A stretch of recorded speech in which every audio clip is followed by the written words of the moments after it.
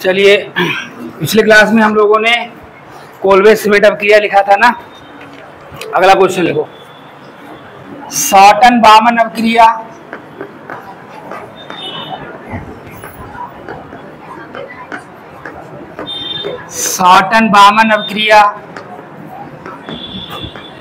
Bracket में लिखो phenol का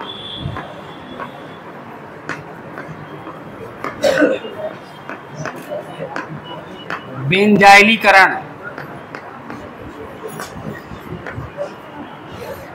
क्या है समझाइए।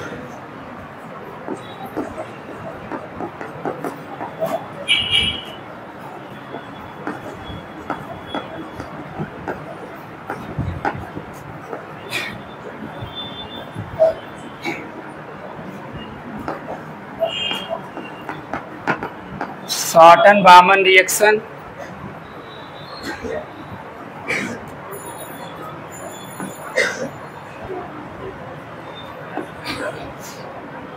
शॉर्टन CaCO शॉर्टन बामन रिएक्शन यानी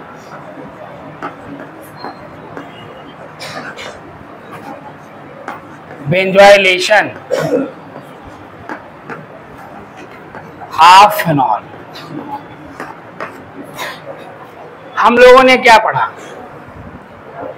एसिटिलीकरण तो पढ़ा है ना। एसिटिलीकरण में क्या होता है? जो CH3COCl है, एसिटिल क्लोराइड से रिएक्शन होती है और इसमें जो एसिटिल समूह है यानी COCH3 समूह, जिसे हम एसिटिल समूह कहते हैं, ये समूह क्या करता है? जिससे क्रिया करता है उसके हाइड्रोजन को रिप्लेस कर देता है।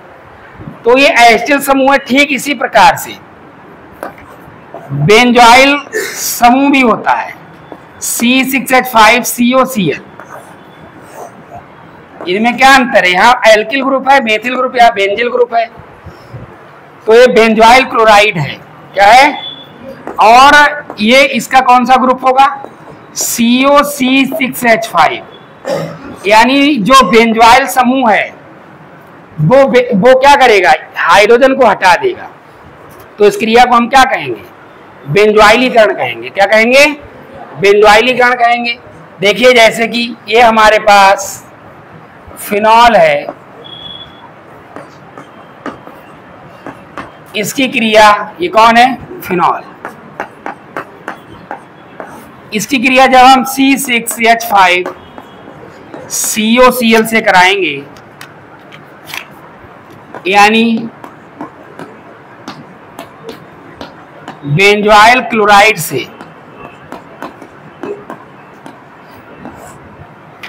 तो क्या होगा? इसके H को ये रिप्लेस कर देगा।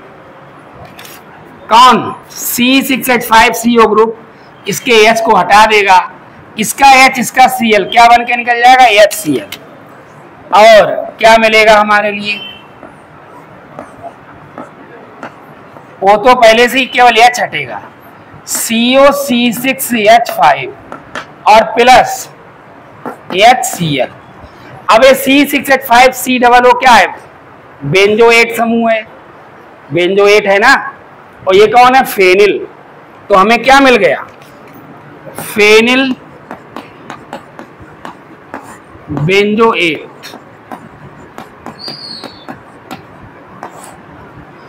तो इस प्रकार से हमें क्या मिलता है? जब हम फिनॉल की क्रिया बेंजोइल क्लोराइड से कराते हैं, कितनी सिंपल रिएक्शन है। तो H और Cl HCl बन के निकल जाता है, COC6H5H की जगह पर पहुंच जाता है, यानी बेंजोइल समूह। ठीक है। तो इस अपक्रिया को हम शॉर्टन बामन अपक्रिया या फिनॉल का बेंजोइलीकरण कहते हैं। इस नाम से ये ज्यादा पूछा जाता है कि फिनॉल का बेंजोइलीकरण क्या है, अभिक्रिया दीजिए। ठीक है। शॉर्टन बामन अपक्रिया नाम से फिलहाल अभी नहीं आया है, आ सकता है। तो ये अपक्रिया शॉर्टन बामन अपक्रिया कहलाती है या हम इसे फिनॉल का बेंजोइलीकरण कहते हैं। क्लियर है? तो लिखिए आप इसके बारे में। फिनॉल की क्रिया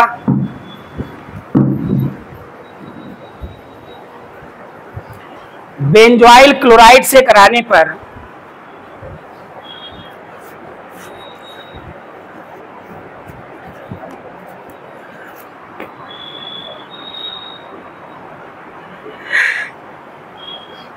फेनिल बेंजोएट प्राप्त होता है, फेनिल बेंजोएट प्राप्त होता है।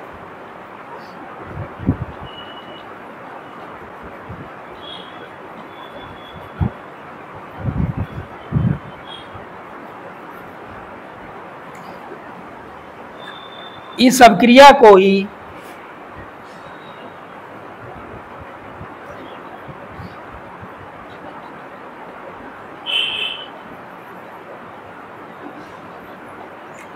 शॉर्टन बामन अभिक्रिया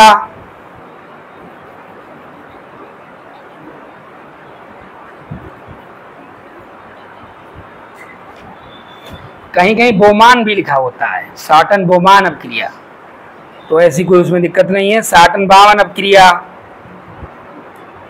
या फिनॉल का बेंजोइलीकरण कहते हैं, या फिनॉल का बेंजोइलीकरण कहते हैं।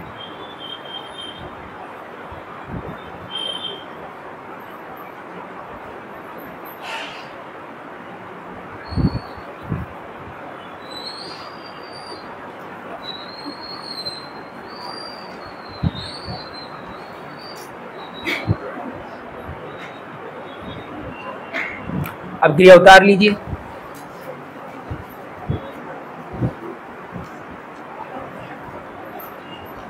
अब क्रिया उतार लीजिए।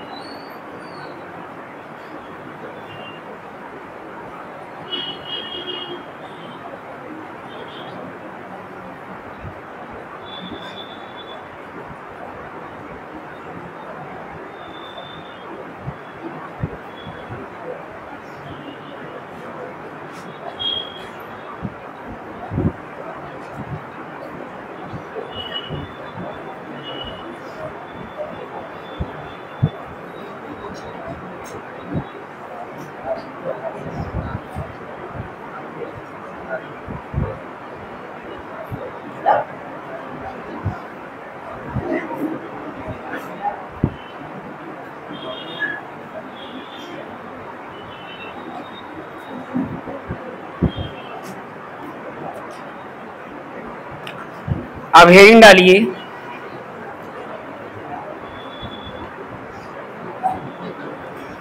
कैसे प्राप्त करोगे, हेडिंग डालो। जब बातें करके उतारोगे तो टाइम तो लगेगा ही, रुक तो जाओ। इतनी सी रिएक्शन नहीं उतार, इसमें कुछ लेंदीनेस नहीं, कुछ नहीं।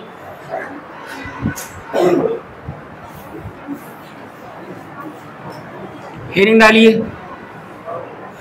कैसे प्राप्त करोगे,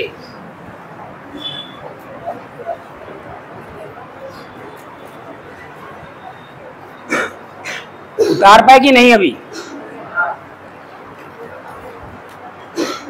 देखो कैसे प्राप्त करोगे, ब्रैकेट में केवल रासायनिक समीकरण लिखिए,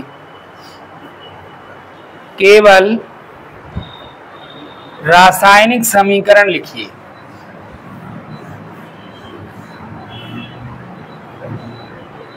केवल रासायनिक समीकरण लिखिए।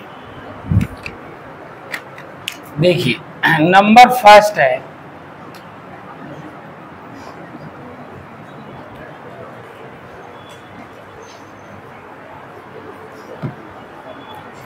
नंबर फर्स्ट है बेंजीन से फिनॉल, बेंजीन से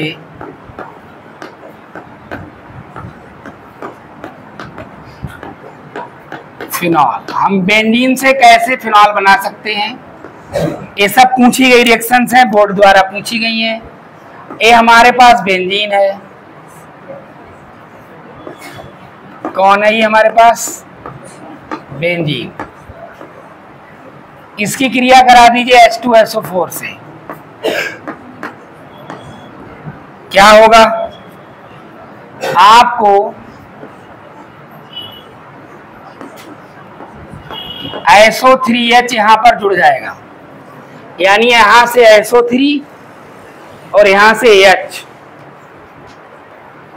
तुझे रिएक्शन पहले से आती है, तुझे पहले से आती है ना, तो तू बहुत झमाझम बातें कर पड़ा है इससे। और क्या कर रहा है? अभी बात नहीं की। बता क्या मैं बोला? आगे बैठो चल के, उठ यहाँ से।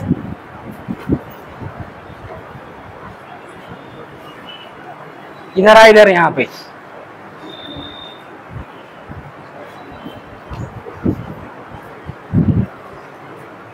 यहां से SO3 निकला तो क्या बचा? O। अब H निकला, SO3H निकला ना, O बचा, H बचा, यानी OH बचा। और जहां पर SO3H जुड़ा वहां का H हटा होगा, हटा होगा कि नहीं? हटा H, बचा H, H2 और एक बचा O, क्या बन जाएगा? तो यहां से क्या निकल जाएगा? Minus H2O। और A आपको क्या मिल जाएगा? बेंजीन सल्फोनिक अम्ल।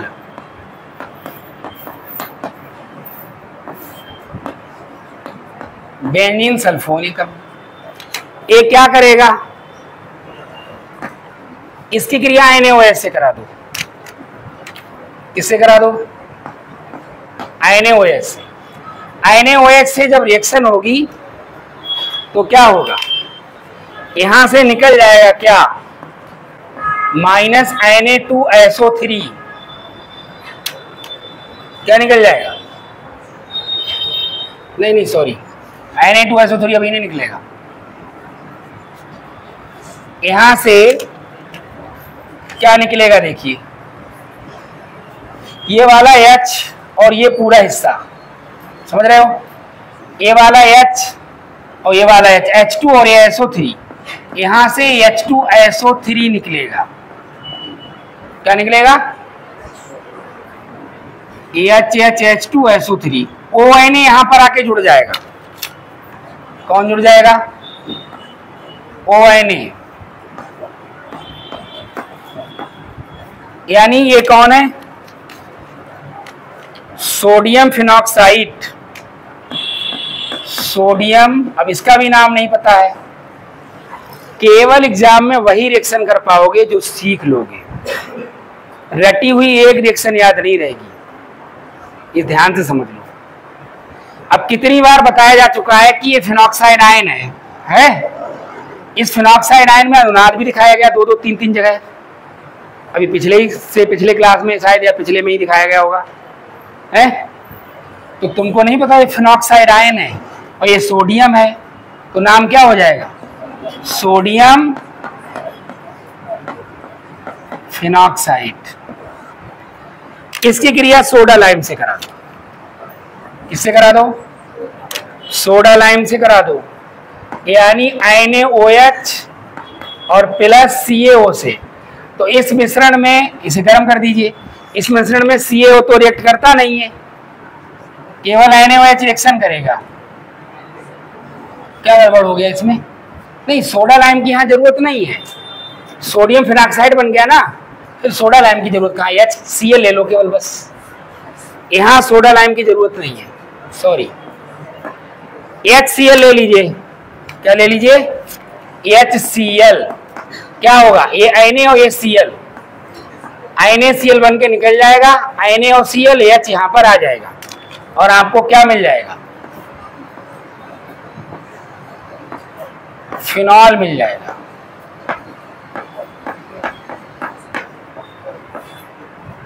क्लियर है? तो इस प्रकार से हम बेंजीन से फिनॉल का निर्माण कर सकते हैं। सेकेंड देखिए, सैलिसिलिक अम्ल से फिनॉल। कोई डाउट हो तुरंत पूछिए, पूरी रिएक्शन में कोई डाउट? सैलिसिलिक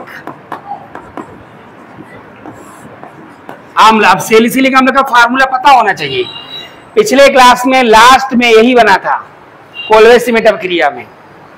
सैलिसिलिक अम्ल से फिनॉल,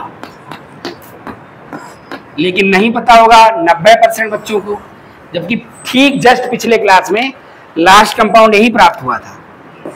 चलो अब क्या क्या लगा दें बेंजीन पर, बताइए हैं? यहाँ क्या लगाएं? OH। और यहाँ क्या लगाएं? C+O। देख लिया ना? हाँ, ये सैलिसिलिक अम्ल है। कौन है ये? सैलिसिलिक अम्ल है ये। इसकी क्रिया किससे करा दो? NaOH से करा दो, क्षारीय NaOH से, एक्यूरियस। तो क्या होगा, यहां से क्या निकल जाएगा, इसका H और इसका OH -H2O निकल जाएगा और Na यहां पर आ जाएगा। ए भी बना था इसी रिएक्शन में, सेकेंड लास्ट प्रोडक्ट था ये, था कि नहीं था? क्या नाम था इसका बताओ? Na यहां आ गया, H इधर चला गया तो H और OH H2O बना लिए। क्या नाम है इसका? अब आवाज नहीं आ रही है। Sodium salicylate. कुछ नहीं पढ़ा लिखा जा रहा है आप लोगों से। Sodium salicylate. अब इसकी क्रिया किससे करा दूं? सोडा लाइम से करा दूं। NaOH प्लस CaO के साथ हीट कर दीजिए तो क्या होगा, यहां से इतना पार्ट और ये पूरा निकल जाएगा। समझ गए कि नहीं? यानी Na2 और C और O CO3 हो जाएगा कि नहीं? तो क्या निकल जाएगा, -Na2CO3, Na2COO और ये वाला H यहीं पर आ जाएगा। जब ये जुड़ा होगा तो यहाँ का H हटा होगा ना, अब आ जाएगा। और हर जगह H होता तो उसे दिखाने की कोई जरूरत नहीं है। तो आपको क्या मिल जाएगा, बोलिए? अरे वाला पूरा ग्रुप यहां से निकल गया, ये निकल गया, या इसकी जगह पे क्या H आ गया? वो तो होता ही H वहां पर। कितनी बार बता चुके हैं, बेंजीन के प्रत्येक कार्बन पर क्या होता, प्रत्येक कोने पर कार्बन, उस कार्बन से क्या जुड़ा होता है? हाइड्रोजन। यहाँ भी है, यहाँ भी, यहाँ भी, यहाँ भी, हर जगह है। यहाँ भी था लेकिन जब ये जुड़ा तो वो हटा होगा, अब ये हट रहा है तो वो फिर से जुड़ जाएगा। तो क्या दिक्कत है इसमें? तो यहाँ पर उसे दर्शाने की जरूरत थोड़ी है H को, तो यही वाला H यहाँ पर आ जाएगा। तो हमें क्या मिल गया, फिनॉल मिल गया।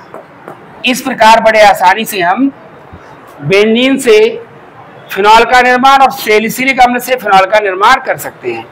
अभी और भी क्रियाएं बोर्ड पर जगह नहीं है, इतनी उतारिए, फिर वो भी कराते हैं।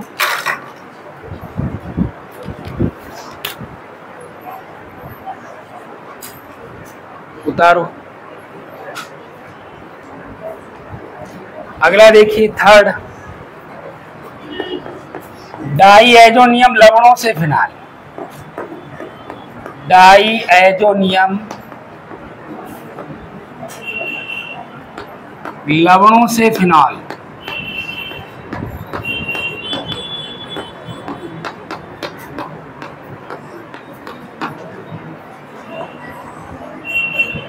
डाईएजोनियम लवण क्या होते हैं? जिनमें ये वाला ग्रुप होता है, ये डाईएजोनियम समूह कहलाता है, वो डाईएजोनियम लवण कहलाते हैं। तो देखिए, जैसे फॉर एग्जांपल ये हमारे पास बेंजीन है, N2Cl। N2 क्या है? डाईएजो समूह। ये बेंजीन के डाईएजो, ये क्लोरीन, तो नाम क्या हो जाएगा, बेंजीन डाईएजोनियम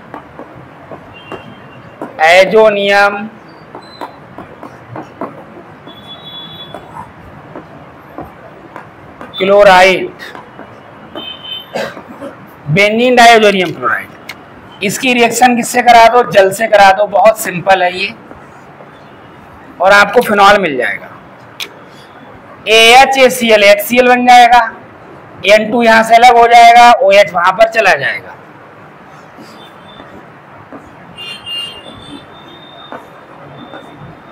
OH यहां आ गया, ये N2 अलग हो गया, H और Cl HCl बन गया। इस प्रकार हमें क्या मिल गया, फिनॉल मिल गया। फोर्थ देखिए, टॉलुइन से फिनॉल। टॉलुइन से फिनॉल बताइए बेंजीन रिंग पर क्या जोड़ा जाए टॉलुइन बन जाए? बोलो हैं? क्या जोड़ दें? CH3। तो ये क्या हो जाएगा? टॉलुइन। अब एग्जाम में आया टॉलुइन से फिलहाल, अब टॉलुइन का फार्मूला ही नहीं पता तो कहां से बनाओगे? तभी मैं कह रहा हूं एक साबुत रिएक्शन लिख के नहीं आ पाओगे एग्जाम में। हो तुमको मैं बता दे रहा हूं 5 चैप्टर ऑर्गेनिक के हैं। पहले जो चैप्टर हुआ करते थे ऑर्गेनिक, उनमें कुछ थ्योरी भी हुआ करती थी, तो बच्चा रट रटा के काम चला लेता था। जब से शुरू हुआ ऑर्गेनिक, टोटल रिएक्शन दिख रही है कि नहीं दिख रही है? एक आधे प्रश्नों को छोड़ दीजिए, ठीक है, उनकी संख्या भी कम होगी, एग्जाम में पूछे जाएंगे।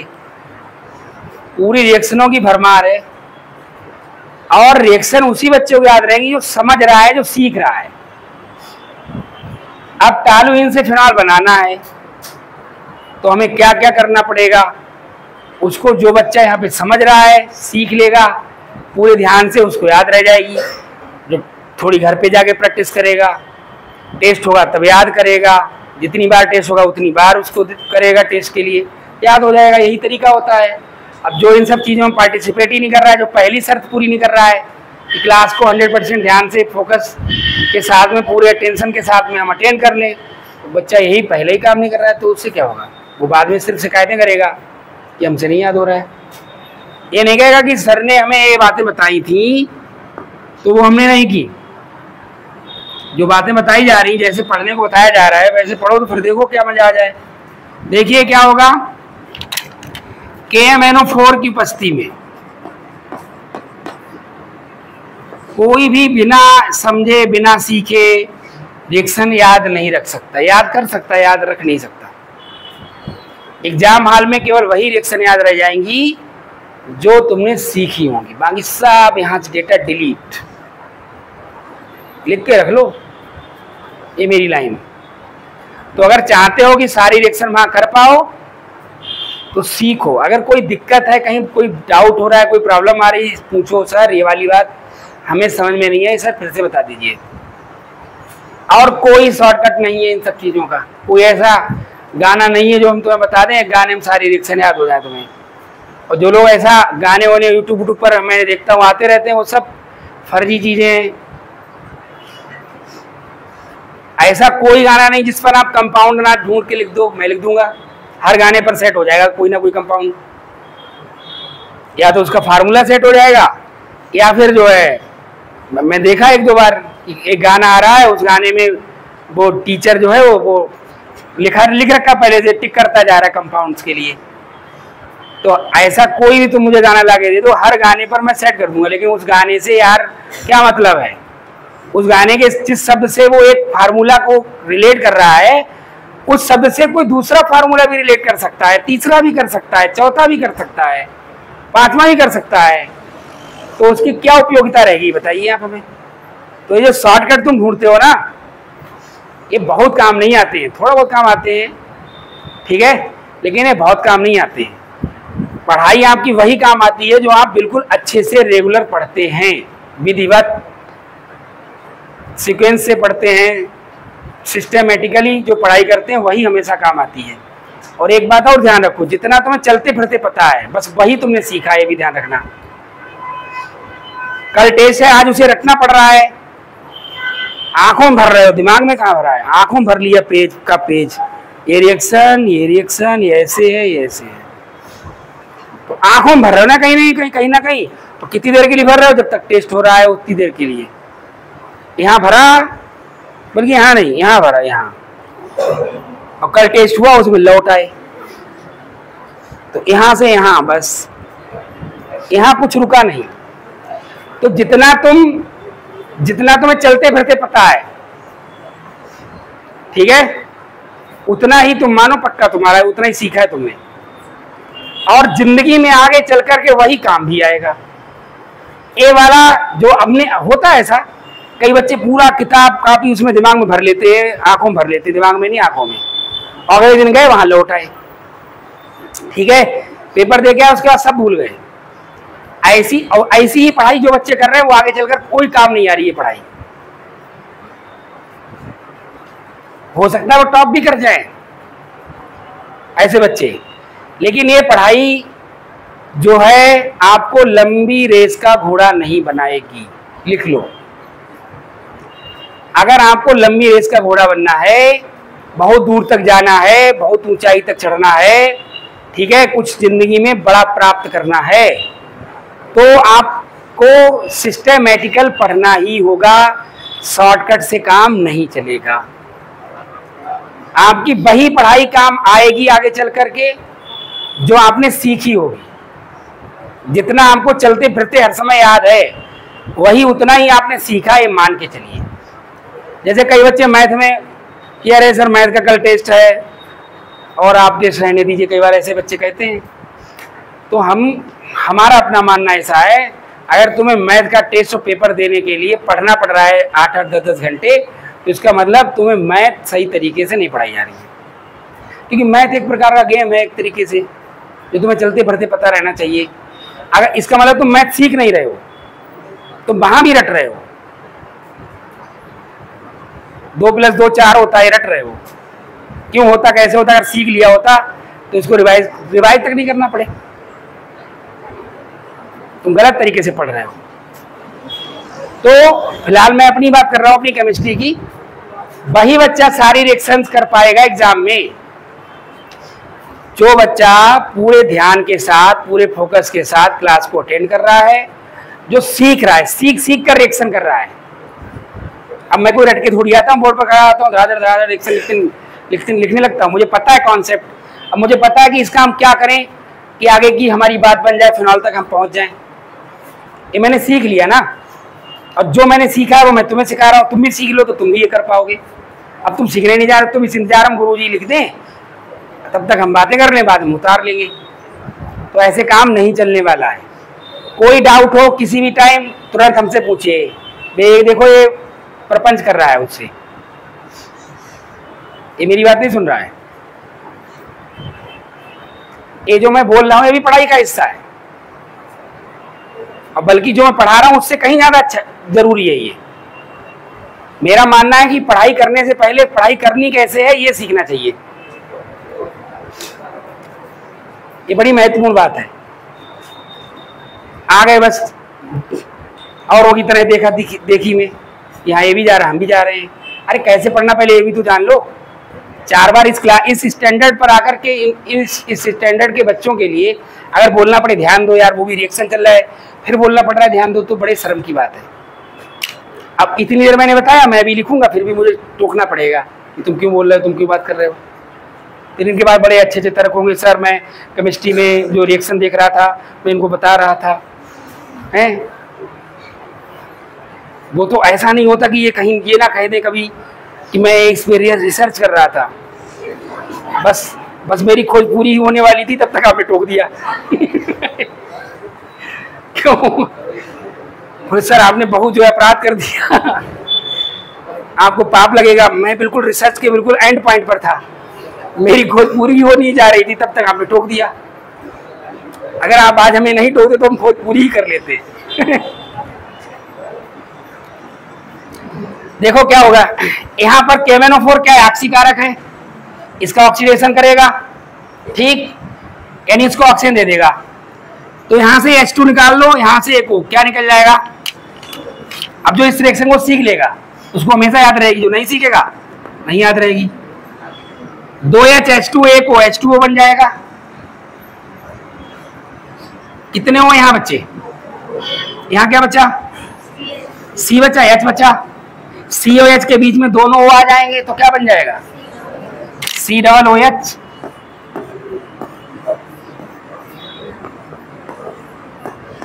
तो ये COOH हो गया कि नहीं? क्या कहेंगे इसके लिए? बोलो। बेंजोइक अम्ल कौन है ये? इसकी क्रिया किससे करा दें? बोलो। NaOH से करा दी जाए। NaOH से कराएंगे तो क्या निकल जाएगा? H2O। H2O निकल जाएगा।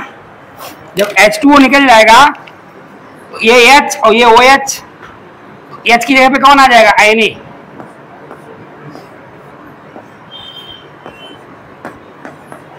COO आ गया, क्या बन गया ये, सोडियम बेंजोएट। अब क्या करें, कोई बता सकता है क्या करें? इसकी क्रिया किससे करा दें? सोडा लाइम से करा दो, NaOH और CaO से गर्म कर दो। क्या होगा, यहां से क्या निकल जाएगा, माइनस Na2CO3, Na2 और COO और O CO3, यानी ये सब निकल गया। तो क्या बचा, H यहाँ आ जाएगा, और H तो हर जगह होता ही है, तो आपको क्या मिल जाएगा, बोलो ना, बेंजीन। क्या मिल जाएगा, ये तो सब साफ हो गया पूरा ग्रुप, Na2COO और CO3, AH बच्चा, H यहाँ जुड़ गया, तो H तो होता ही, उसको दिखाने का जो बेंजीन बन गया। तो हम बड़े मुश्किल से टॉलुइन से बेंजीन तक पहुंच गए, ठीक है, मुश्किल से पहुंचे। क्या मुश्किल है इसमें, कोई मुश्किल नहीं। अब बेंजीन का क्या करें बताओ, जिससे हमें फिनॉल मिल जाए। अभी अभी हम लोगों ने बेंजीन से फिनॉल बनाया था, आगे का टोटल प्रोसेस वही है। क्या कराया था बताओ, किससे क्रिया कराई थी? तो सांद्र H2SO4 ले लो, क्या बन जाएगा, H2O निकल जाएगा, यहां पर SO3 जुड़ेगा, SO3 और H जुड़ेगा, यहां पर O बचेगा, H बचेगा, जहां पर ये जुड़ेगा वहां का H हटेगा, तो हटा H बचा H, H2 और एक O, तो H2O बन जाएगा। तो हमें क्या मिल जाएगा, अगर कोई बात समझ में ना आए तो पूछ लिया करो। यहां पर क्या आ जाएगा, SO3H, अभी तो समझाया था मैंने इसको, SO3 गए, H बचा, H गया, यानी O बचा, H बचा, और यहां से H हटेगा तब तो जुड़ेगा वो, तो हटा H बचा H, H2 और O बचा हुआ H2O। अब आगे क्या कर दें, क्या करें बोलो, हैं यहाँ पे यार हो नहीं पाएगा, ऊपर कर ली जाए रिएक्शन। चलिए क्या कर लिया जाए, किससे रिएक्शन करा दें, NaOH से, क्या निकल जाएगा, minus H2SO3, AH H2SO3, ONA यहां जुड़ जाएगा, क्या मिलेगा, बोलते नहीं हो, ONA, ये सब अभी तो की थी रिएक्शन, ये क्या मिल जाएगा, सोडियम फिनॉक्साइड।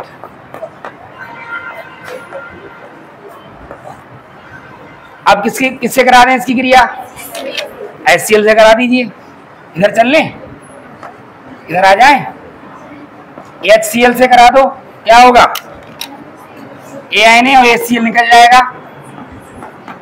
और AH वहां पहुंच जाएगा, क्या मिल जाएगा,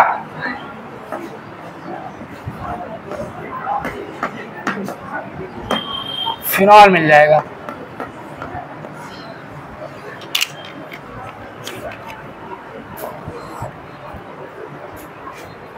अब बताइए, इतनी देर हमने तुम लोगों को समझाया, बातें की, कि रटी हुई होती तो क्या मैं इस रिएक्शन को कंप्लीट कर पाता, अब तक भूल जाता। कोई पीछे कह रहा हाँ तो तू सबसे बड़ा गट्टू तोता है ना, चल देखेंगे कौन बोला है वैसे। नहीं, अगले टेस्ट में देखा जाएगा ना तुम्हारे लिए कितना रट के आते हो, तो ठीक है रट के आइए, और अच्छी बात है, अगर ए भी कर पा रहे हो तो और अच्छी बात है, कम से कम रिएक्शन लिख तो आओगे ही। उतार लीजिए फिर अगला कराएं।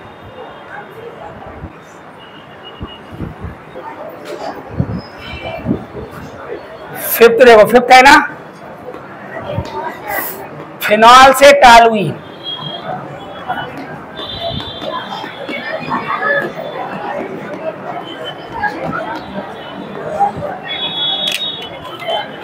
ये हमारे पास फिनॉल है,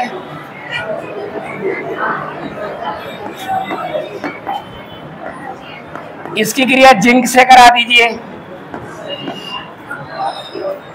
ये रट्टू तोता अभी जो बता रहा था कि ये रट लेगा, ये बताए क्या बनेगा आप,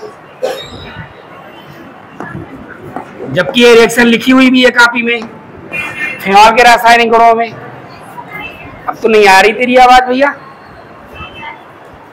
यानी अपने आप ना तो तू पढ़ेगा ना लिखेगा ना रट भी नहीं पाएगा, मुझे पक्का पता है, और दूसरों को भी गलत मैसेज दे रहा है कि रिएक्शन रटी जा सकती है।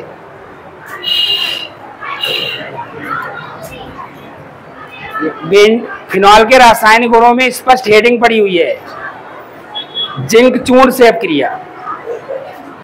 क्या बना था उसमें, जिंक का काम क्या है, जिंक जब क्रिया करेगा ऑक्सीजन खींच लेगा विद्युत ऋणात्मक तत्व को, तो ऑक्सीजन को ये खींच लेगा, ZNO बना लेगा, और जब वो चला जाएगा H तो बचेगा, तो क्या मिलेगा, बेंजीन। समीकरण देखिएगा लिखी हुई है वहां पर, पढ़ते तो हो नहीं बिल्कुल, H लिखने की जरूरत नहीं, तो हमें बेंजीन मिल जाएगा। और बेंजीन से हमें टॉलुइन प्राप्त करनी है। अब अगर कॉन्सेप्ट क्लियर है, पढ़ा हुआ है, तो कर लोगे कि भैया बेंजीन से टॉलुइन। अब टॉलुइन का फार्मूला पता होना चाहिए पहली बात। टॉलुइन कब होगा, जब बेंजीन रिंग पर CH3 ग्रुप होगा। कौन सा ग्रुप होगा, CH3 ग्रुप होगा, तब टॉलुइन कहलाएगा। अब बेंजीन पर CH3 ग्रुप किस रिएक्शन के द्वारा लाया जा सकता है, कोई बताएगा? कौन बोला, तुम बोली, कौन बोला, आंसर बोलो। नो नो नो, CH3 बचे। फ्रीडल क्राफ्ट एल्किलीकरण पढ़ा है कि एल्काइल ग्रुप इसको मेथिल क्लोराइड से क्रिया कराओगे निर्जल AlCl3 की उपस्थिति में। अब यही तो सारे कॉन्सेप्ट दिमाग में होने चाहिए, तो रिएक्शन प्रोसीड कर पाओगे, आगे बढ़ा पाओगे, वरना रुक जाओगे, आगे रिएक्शन होगी नहीं। तो बेंजीन की क्रिया किससे करा दीजिए, CH3Cl से, किसकी उपस्थिति में, निर्जल AlCl3 की उपस्थिति में। तो CH3 यहां पर आ जाएगा,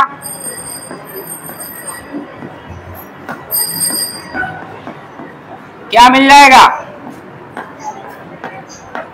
टॉलुइन, और जहां पर CH3 जुड़ेगा वहां का H हटेगा और यहां का Cl बचेगा, तो क्या बन जाएगा, -HCl।